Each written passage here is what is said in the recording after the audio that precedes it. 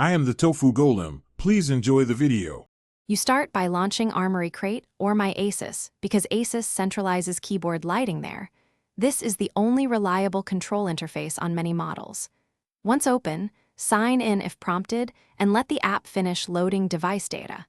Make sure the keyboard is awake and not in sleep mode so controls appear.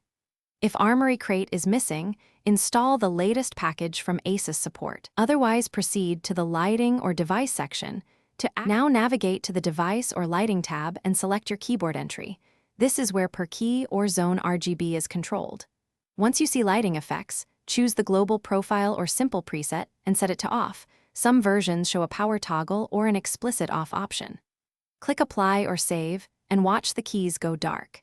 If keys don't change immediately, give the app 10 seconds and reapply.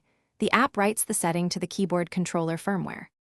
Finish by rebooting to ensure the setting persists across sessions. Some firmware requires a restart.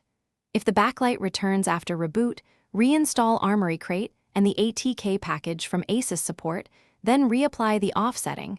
This fixes driver or service conflicts.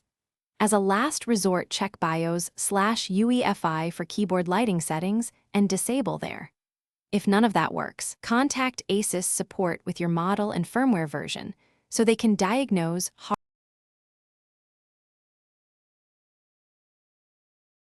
Thanks for watching. Consider subscribing if we helped you today.